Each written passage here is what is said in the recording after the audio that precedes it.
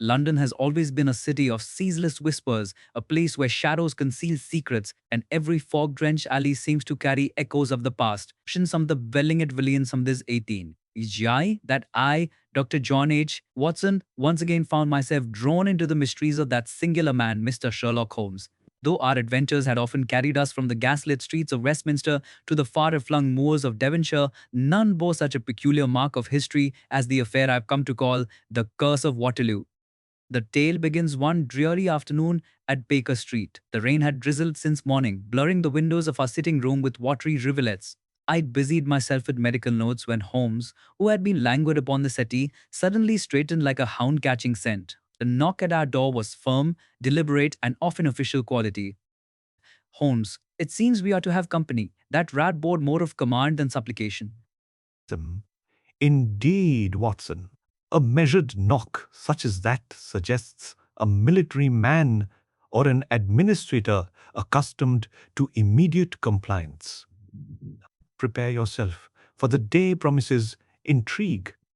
Mrs. Hudson ushered in a visitor who could only be described as the very embodiment of martial bearing. Tall, silver-haired gentleman in an immaculate frock coat entered, his gloved hand resting upon an ebony cane. His features, though weathered, retained the unmistakable dignity of a soldier. Gentlemen, I am Major General Sir Alistair Weatherby, late of His Majesty's Grenadier Guards. I come to you with a matter of dire consequence, one that touches upon both my family honor and, I fear, the lingering ghosts of history. Please be seated, General. Pray, tell us what has driven you through the storm to our humble rooms. Yes, General, do be precise. A matter of honor, with the scent of ghosts. Your words already sketch a curious outline. Sir Alistair lowered himself heavily into the chair, his gloved fingers trembling ever so slightly upon the head of his cane. His eyes, sharp and grey, darted towards Holmes with a mixture of defiance and desperation. It concerns my household, Mr. Holmes. Of late, we have been plagued by occurrences which defy explanation. Strange sounds in the night, apparitions whispered of by servants, and most disturbingly, a series of accidents that have befallen my family. My daughter nearly perished when a chandelier fell from the ceiling. My steward was found unconscious in the library with no sign of intruder. Good heavens, sir. Such events might be explained by poor workmanship or a common criminal rather than phantoms. Perhaps, Watson, though we must not dismiss any hypothesis until it is disproved. Tell me, General, why do you call this a curse? Because, Mr. Holmes, all these calamities began upon the anniversary of Waterloo, and my family bears a connection most grave. My grandfather, Colonel Edmund Weatherby, served under Wellington himself upon that bloody field. Yet stories whispered in our lineage suggest that he committed some dark betrayal in the heat of battle, something never proved but forever suspected. Since then, every generation has known misfortune, and now the spectre has come for us. Intriguing.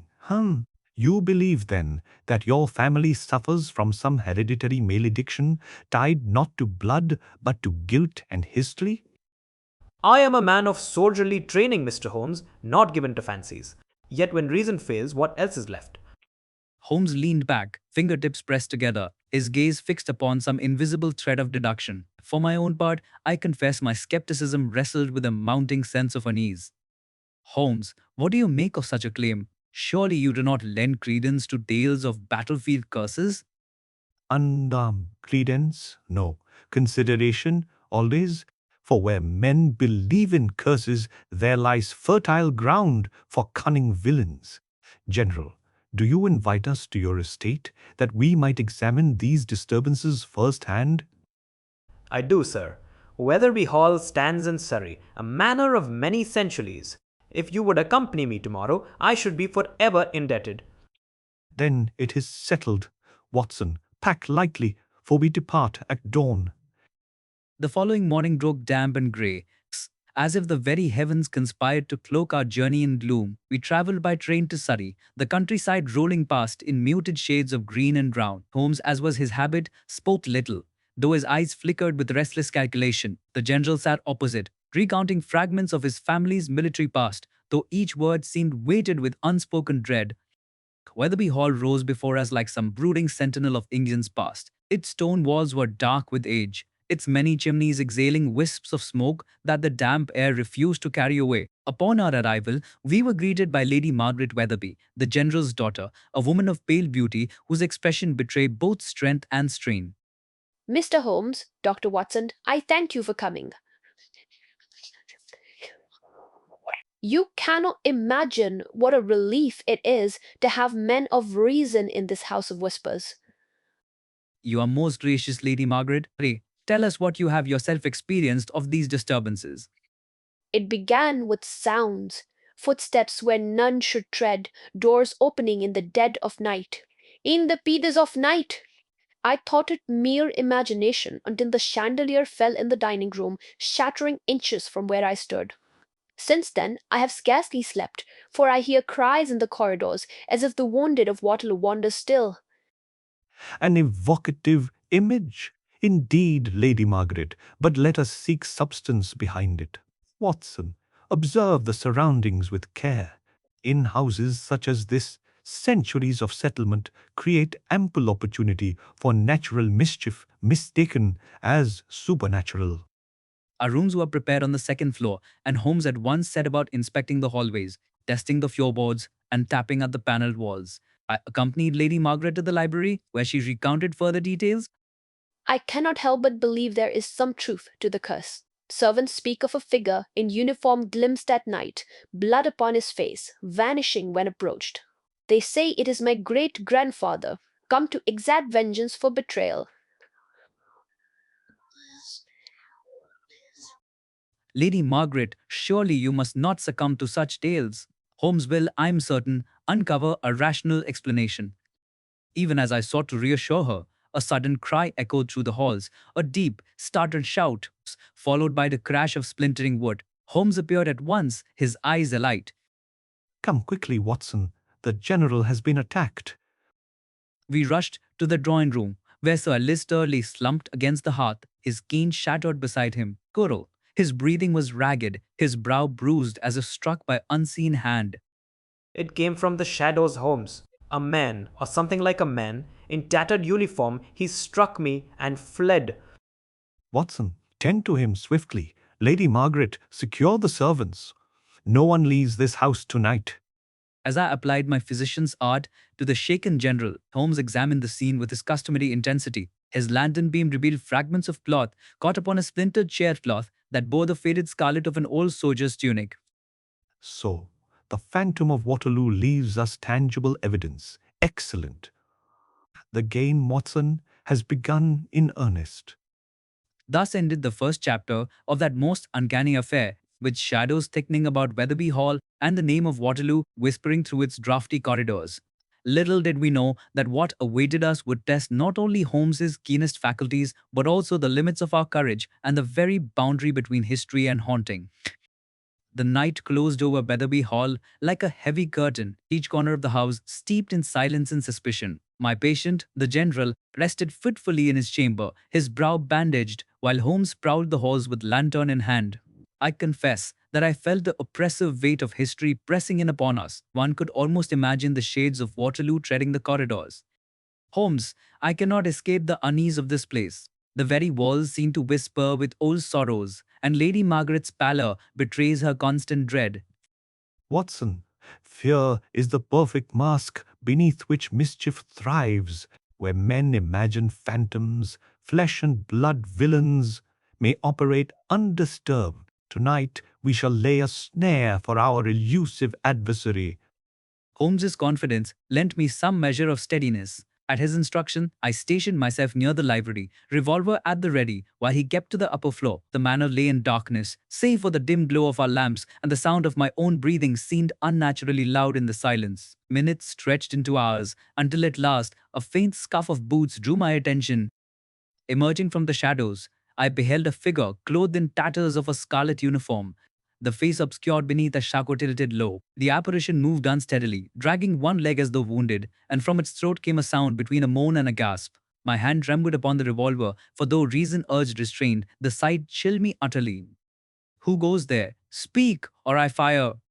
The figure halted, then in an instant darted to the side, vanishing through a doorway with uncanny swiftness.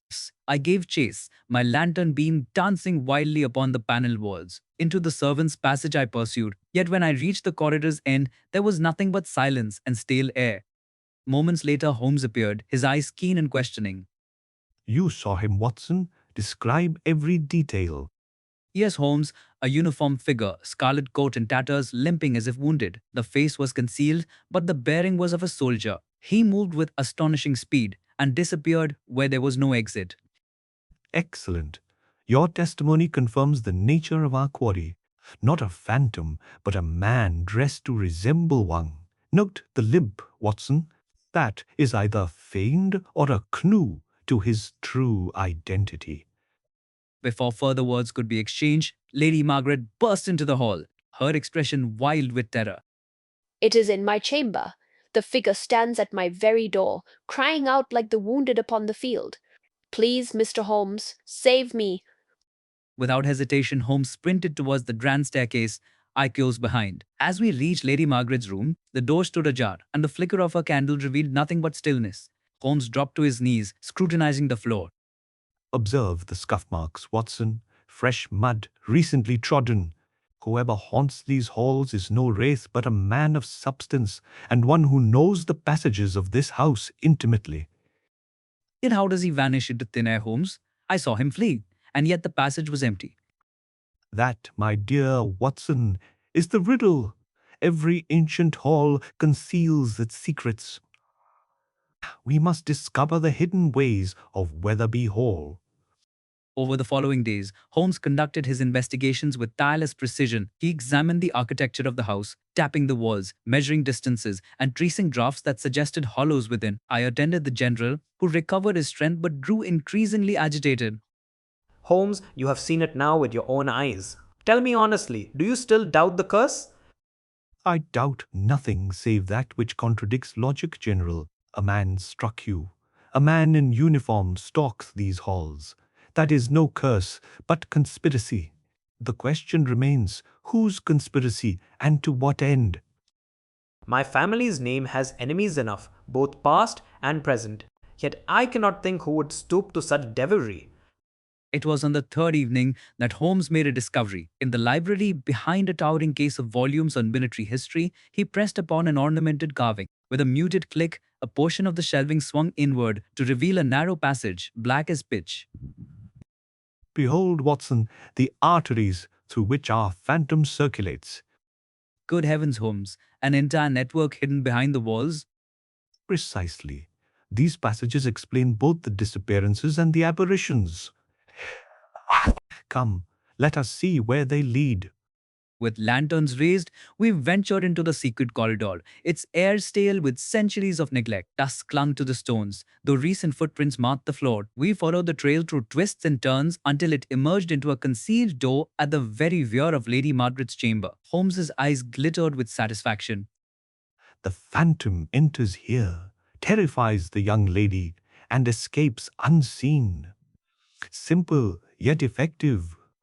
That very night, Holmes set his trap. Concealing ourselves within the secret passage, we waited in breathless silence. Hours passed, and then came the sound, the dragging step, the moan, the figure limping through the corridor. Holmes motioned for stillness until the impostor had entered the chamber, then sprang forth with the swiftness of a striking hawk. Hold, the masquerade ends tonight. The intruder struggled fiercely, but Holmes's wiry strength proved unassailable. N, odds to the unassailable. So because, she asked. Between us, we wrestled the man to the ground, tearing away the false shako and revealing a face lean, scarred, and bitter. Holmes, do you know this man? Indeed, Watson. This is Corporal James Blythe, once of the 33rd Regiment, dismissed for cowardice upon the very field of Waterloo. At this revelation, Lady Margaret, who had followed in anxious haste, gasped in astonishment. Then the servants' tales were true. It was indeed a soldier's ghost, but of flesh rather than spirit. A ghost kept alive by grievance, my lady. Yet his motive remains unclear. Corporal Blythe, speak! Why torment the Weatherbys with such devilry? Why? Because the name Weatherby is stained with betrayal. On that day at Waterloo, your grandfather abandoned his post, leaving men like me to die in the mud. I lost comrades, honor, everything. And for decades, your family has prospered, while I've rotted in obscurity. I vowed you should taste fear as we tasted death. The corporal's voice shook with fury, and for a moment the shadows seemed to deepen with the weight of his wrath. Revenge may burn hot, but it consumes the vessel that carries it. You chose terror over truth, and so unmasked yourself as villain rather than victim. Still, there may be more to this story than mere bitterness. Dhamma. Watson, observe. The uniform he wears, though tattered, bears all traditions of recent stitching. Someone has provided him the means to play this part. Then Blythe may not act alone, Holmes. Precisely. And until we uncover his confederates, the game remains unfinished. Thus ended our second act in this strange drama. We had seized the so-called Phantom of Waterloo, yet Holmes's restless eyes told me he believed the true battle had scarcely begun. Secrets of Weatherby Hall, it seemed, reached deeper still, and behind the mask of vengeance lurked a design yet more sinister. The capture of Corporal James Blythe might have marked the conclusion of most men's inquiry, yet for Sherlock Holmes it was but the overture to a deeper symphony of intrigue. The man sat bound within the study, his scarred face a mask of bitterness, while outside the wind clawed at the windows as though echoing the fury in his heart. Holmes, we have the culprit secured. Surely the family may rest easy now that the phantom has been exposed. My dear Watson, you persist in the most admirable but dangerous habit of assuming a case concluded at its first crest. Look upon Blythe. See how he holds his tongue despite the threat of law. This is no solitary lunatic. He is but the visible hand of an unseen mind. Indeed, the corporal responded to Holmes's probing only with silence or muttered curses, his lips pressed tight as if even confession would betray some greater loyalty. Lady Margaret entered timidly, her pale countenance illumined by the lamplight. Mr. Holmes, I hardly know whether to rejoice or to tremble. The man confessed his hatred, yet you say he is not alone. How many more stalk our halls unseen? That is what we must discover, Lady Margaret. The uniform was newly mended, the disguise deliberately fashioned. He did not act from mere poverty and spite, but under patronage. Someone provided means, knowledge of the house, and perhaps even inspiration for this elaborate haunting. He Damnation! Who would conspire with such a villain against my house? Holmes, I demand you tear this plot from its roots, for my family name cannot suffer the slander of phantom curses. Patience, General.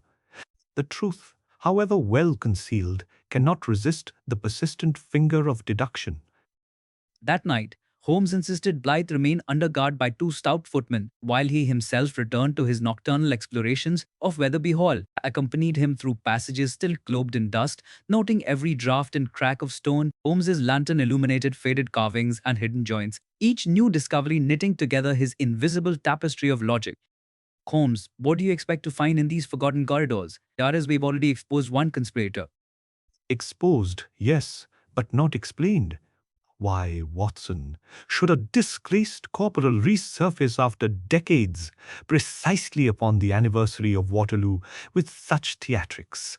The answer lies not in his bitterness, but in the opportunities his bitterness afforded others. Our search led us at last to a chamber concealed behind the east wing, its stone steps descending into what had once been a wine cellar. Here Holmes discovered boxes stacked haphazardly, their lids prized open, revealing sheets of documents, ledgers, and even military dispatches long faded. What is all this, Holmes? Some forgotten archive of the family? Not forgotten, Watson, hidden. These papers pertain not merely to the household, but to military transactions of the year 1815. Observe this letter, bearing Wellington's seal, and note the signature, Colonel Edmund Weatherby. Tanked. Then the general's grandfather himself. But why conceal such records? Because, my dear Watson, they may prove damning. See here, references to supply shortages, misplaced ammunition, and a payment unaccounted for. One might interpret this as negligence or betrayal. Holmes's fingers moved with lightning speed through the brittle papers, his eyes drinking every line. Hamo the Hudden, one peelin. The shadows deepened around us until suddenly a creak upon the stair froze us in place. We turned, lantern raised, to behold the figure at the threshold. Gentlemen, you trespass upon private ground. These papers are not for your perusal. This speaker was Mr. Jonathan Harcourt, the general's steward, a man I had scarcely noted before, tall, gaunt, with a measured tone of one long accustomed to authority behind the scenes. On the contrary, Mr. Harcourt, these papers are precisely the key to the disturbances that plague your household. Pray explain why you sought to conceal them. I sought only to protect the family honor, Mr. Holmes. These records, if misinterpreted, could blacken the Weatherby name forever. I thought them better hidden. Boo! Then how do you account for the phantom that has stalked these halls? Surely concealment of documents does not demand theatrical hauntings. I swear I know nothing of phantoms. My duty has ever been loyalty to this house. Holmes regarded the man with that piercing gaze of his, no, weighing every twitch of muscle and flicker of eye. Perhaps you speak truth, Harcourt, yet truth shorn of completeness. I suspect these papers have tempted another, someone with knowledge both of their contents and of Blythe's resentment. A cunning mind could weave revenge and scandal together, unleashing this masquerade to force the Weatherbys into disgrace. Over the following day, Holmes subjected both Harcourt and Blythe to his merciless scrutiny. Blythe maintained his tale of vengeance, while Harcourt clung to his insistence of loyalty. Lady Margaret grew wan with anxiety, and the generals stormed about the house in mounting agitation. Holmes, if my grandfather was a traitor, let it be known, I would rather bear dishonor than live under the shadow of whispers. Careful, General. What men call treason may at times be but the smoke of circumstance. We require facts, not rumors. That evening, Holmes summoned me privately to the library, where he spread before me certain pages extracted from the hidden cellar. Watson, here lies the fulcrum of the case. Colonel Weatherby arranged for supplies to be diverted on the eve of Waterloo gunpowder and rations alike, yet the records of their arrival vanish. Imagine Watson, a commander upon the brink of battle, deprived of his munitions. What interpretation would history give? That he conspired with the enemy treason of the blackest dye. And yet consider this, the colonel received a private letter the same night, and ordering him to withhold those very supplies until Wellington's strategy was revealed. Us! A secret stratagem, Watson.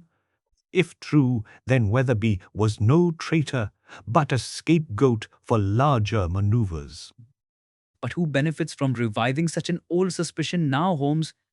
Ah, that is the crux. Someone seeks not only to punish the living Weatherbys, but to manipulate history itself. And to do so, they employ Blythe's thirst for vengeance as their instrument. Holmes's words struck me with a chill deeper than any draft of that old hall. To attack a family was crime enough. To rewrite the annals of Waterloo smacked of something darker, as though ghosts of empires stirred in their graves. Our deliberations were cut short by a sudden tumult in the corridor, shouts, a crash, then the pounding of hurried steps. We rushed forth to find the footman disarmed. Corporal Blythe vanished from his bonds. The ropes lay severed with surgical neatness. Holmes, he has escaped. Not escaped, Watson. Released. The hand that cut those ropes belongs to one who knows both steel and silence. Our adversary grows bolder. In the distance, the tolling of the hall's ancient bell resounded through the night, though no hand touched its rope. Servants cowered, Lady Margaret clutched at her father, and the storm outside rose to a howl.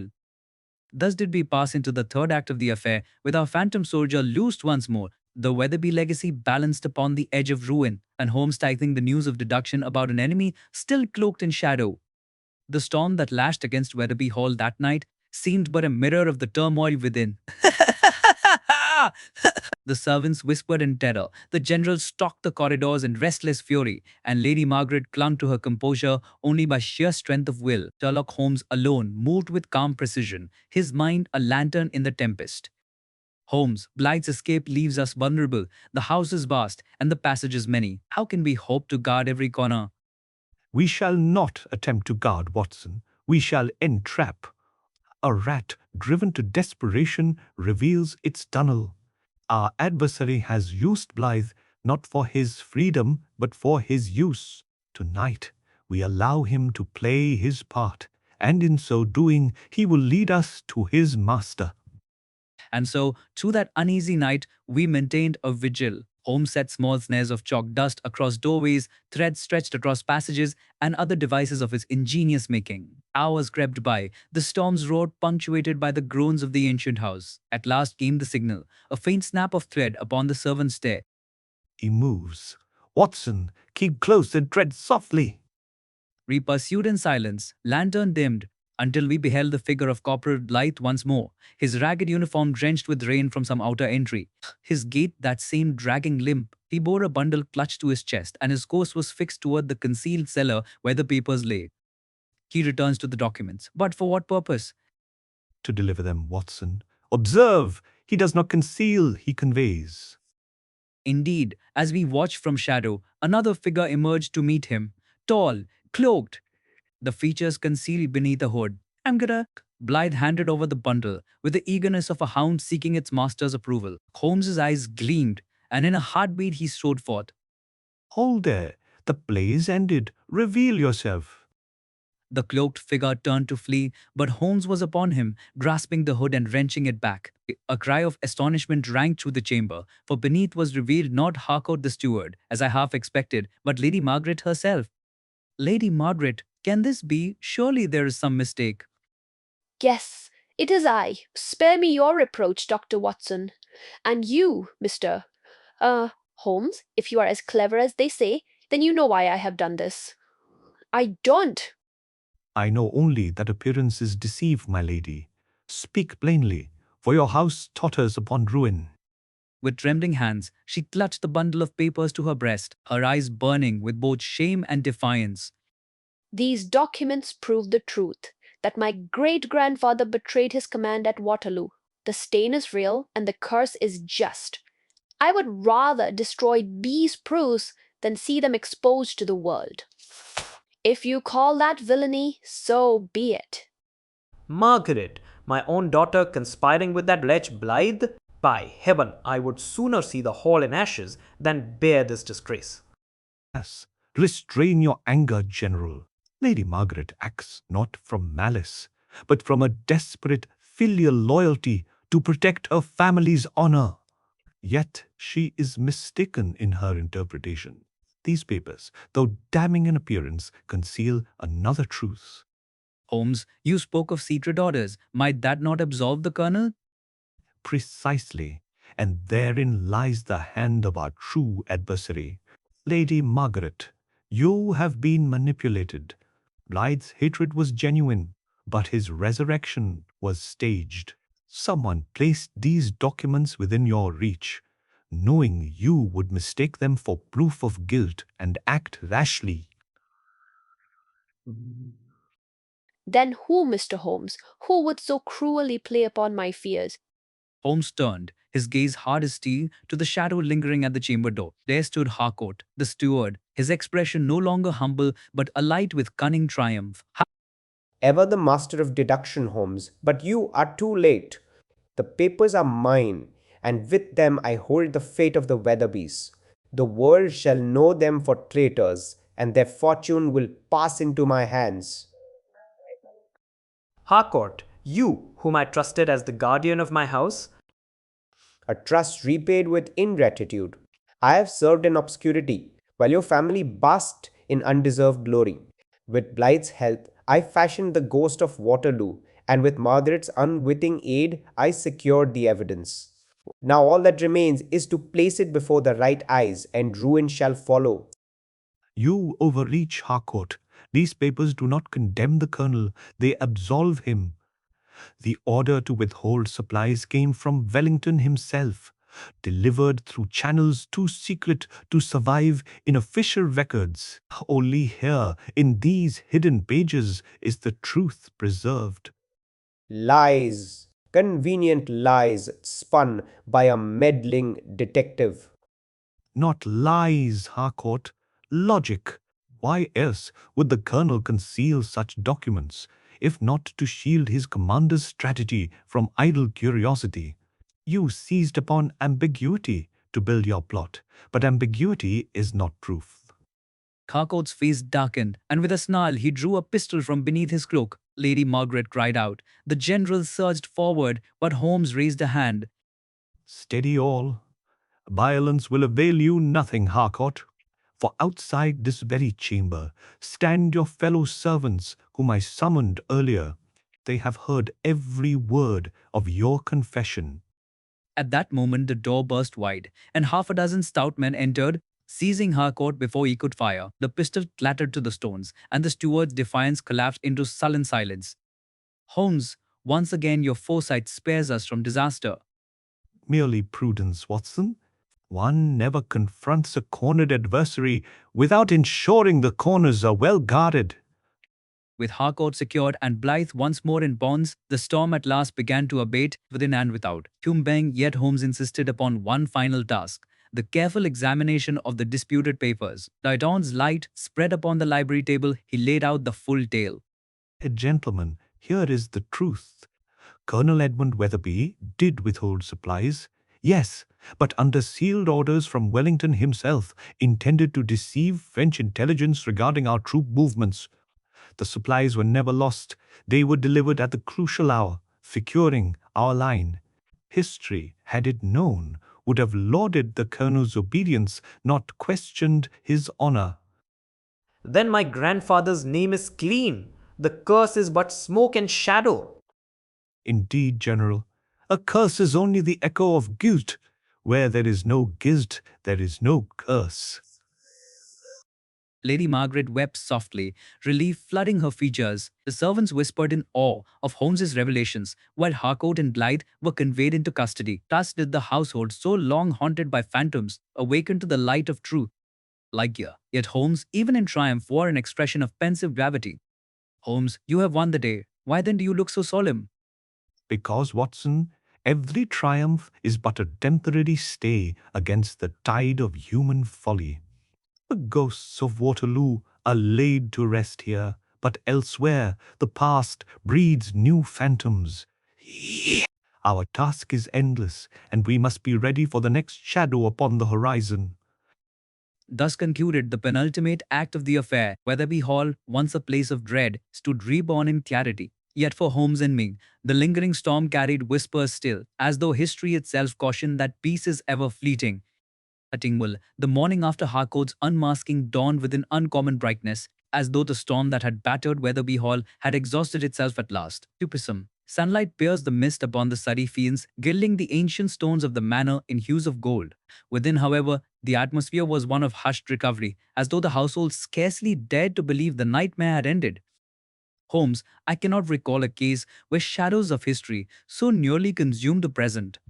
The general's relief is palpable, and Lady Margaret looks reborn from terror. History, Watson, is a double-edged sword. Men revere it for glory and curse it for disgrace. In truth, it is but the record of human folly and courage intermingled. Here, a simple stratagem of Wellington's became a ghostly millstone about the neck of an honorable family. Rhys sat at breakfast with Sir Alister and his daughter. General, his injuries swart, yet his spirit unbowed, spoke with a candour I had not before observed in him. Mr. Holmes, you have preserved not only my household, but the honor of my name.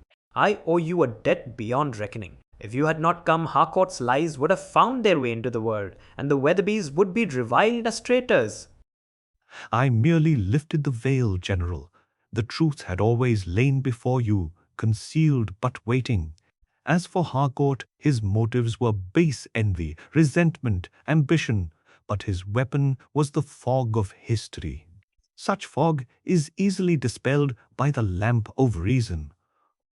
Mr. Holmes, I must beg your forgiveness. So, In my fear and weakness, I nearly became Harcourt's accomplice. I believed the papers condemned us utterly, and in my desperation I sought to destroy them. There is nothing to forgive, Lady Margaret. Your loyalty to your family misled you, yet loyalty is no vice. In truth, it was your very actions that brought the scheme into the open. Without your intervention, Harcourt might have succeeded unseen. She bowed her head, gratitude mingled with lingering shame. I observed Holmes closely then, noting that rarest of expressions, a fleeting softness in his keen features, as though he glimpsed not merely the puzzle solved but the human heart behind it. And Blythe Holmes, what fate awaits him now that his part in the masquerade is revealed? The law must take its course, Watson. Yet I confess some measure of pity for the man. He was but a relic of Waterloo himself, a soul broken by that dreadful feud, easily ensnared by Harcourt's cunning.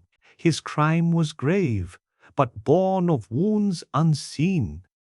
Later that morning, we oversaw the departure of Harcourt and Blythe into the custody of the local constabulary. The steward walked with sullen defiance, while Blythe, though still bitter, seemed oddly diminished, as though the spirit of vengeance had left him once his masquerade was ended. Lady Margaret watched her carriage vanish down the lane, and then turned to Holmes with quiet resolve. The phantoms of this house are gone, Mr. Holmes.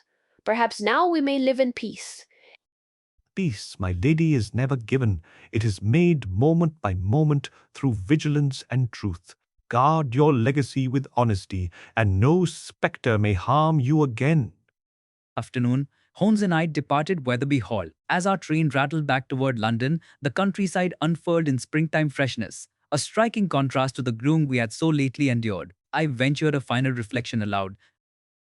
Holmes, do you not find it curious that so much of our labor lies not in confronting the present, but in disentangling the errors of the past? Curious, Watson? No.